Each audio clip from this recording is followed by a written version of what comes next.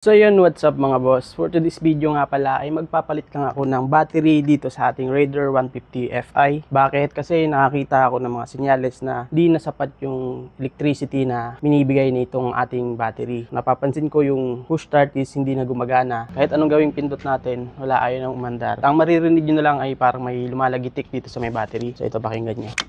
Yan.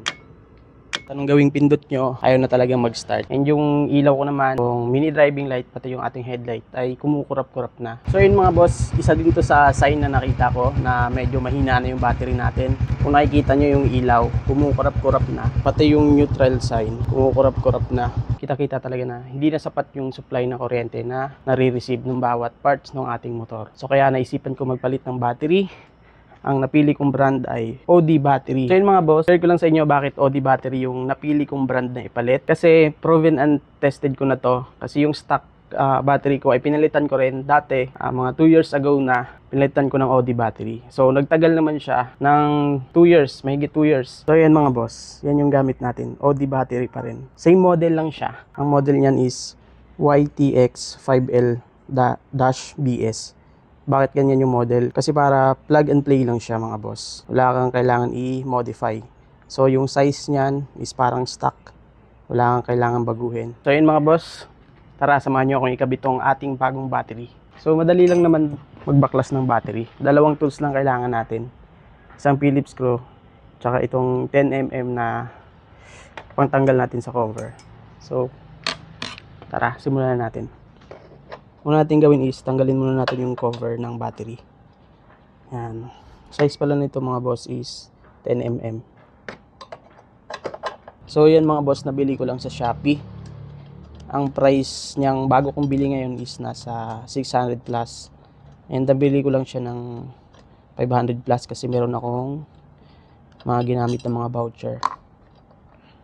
And ito naman yung battery na to, yung luma na may voltage meter, is nabili ko lang din siya ng 600 plus. Malit lang naman yung price difference niya. Malit lang yung price difference nila. So ang binili ko na lang yung walang voltmeter. Hindi ko naman siya nagagamit. So yun mga boss, tanggal na yung cover. Tanggalin naman natin yung mga screw dito sa battery. Yung price niya ay sobrang layo dun sa original or SGP parts ng Suzuki. Ito ay nasa 600 plus lang. Yung original ata nasa around 2,000 plus. So dito na tayo kasi tumatagal din naman siya eh. Kaya lang naman na ano to guys, kaya na nagka-problema yung battery natin or na dead bat kasi nagbakasyon kami and hindi siya nag-i-start. So kahit kasi nakapatay yung motor natin, may mga parts dyan yan nagko-consume pa rin ng mga electricity. So ayun, na-drain siya. So hindi ko na siya pina-recharge kasi ayoko, ganun din naman yan, magkakaproblema ulit. So mas okay na yung bago para at least hindi tayo magkaproblema sa mga long ride natin. Tanggalan natin yung lumang battery. So ito yung sinasabi kong meron siyang voltmeter. Yan. Dati nung okay pa to, pag pinindot mo yung push is makikita mo yung voltmeter dyan. So yun mga boss, ito na yung bago, yung nabili natin. Yan, buksan natin, unboxing. So ito yung kasama niya sa loob ng box. Meron na rin siyang bolt, so tapon na natin yung luma kasi meron naman bago. And ito na yung pinaka battery niya. Yan. Yun, di ba? Ganda. Bagong bago. Ganda, di ba mga boss? So ito yung luma. Tignan mo yung size niya. So yan. Same size lang siya. And wala kang poproblemahin dito at wala kang babaguhin. Yun pa lang mga boss, kung gusto nyo bumili, may link ako sa Shopee. So bili na kayo kung gusto nyo rin magpalit ng battery. And make sure lang na yung model na bibilhin nyo ay YTX 5L-BS para hindi kayo magkaproblema sa pagkabit. Talagang swak na swak siya and fit na fit. Plug and play talaga. So tara, salpak natin. Kita mo naman. Tignan mo naman boss. Swak na swak. So yun mga boss, nakabit na natin yung sa negative. So dito naman tayo sa positive. And higpitan na natin.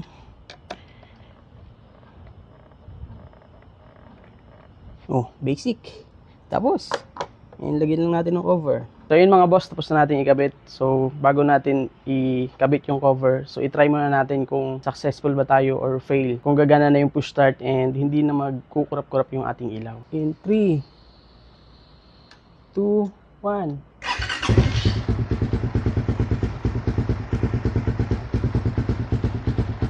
One click lang mga boss. Ayun, di ba? One click lang. So approve. So battery talaga yung problema sa ating motor. Kaya hindi gumagana yung ating push start and kumukurap-kurap yung ating ilaw. Di ba? And ayan, buksan natin yung ilaw. Tignan natin kung kumukurap-kurap pa rin or hindi na. Ayan, kung mapapansin yung mga boss, stable na yung ilaw natin.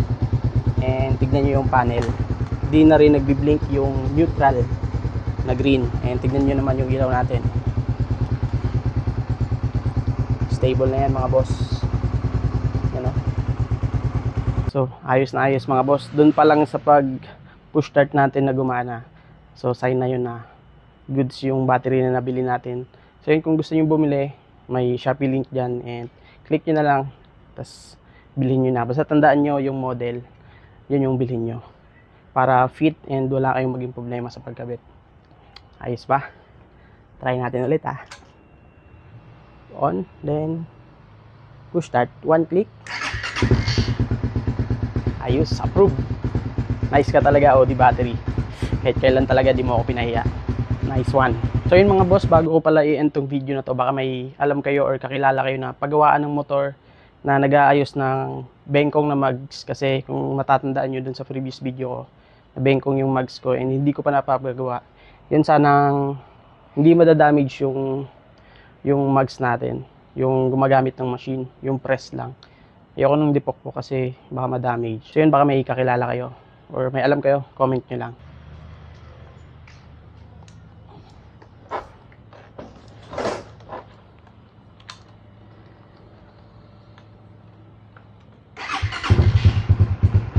One click lang mga boss, approve.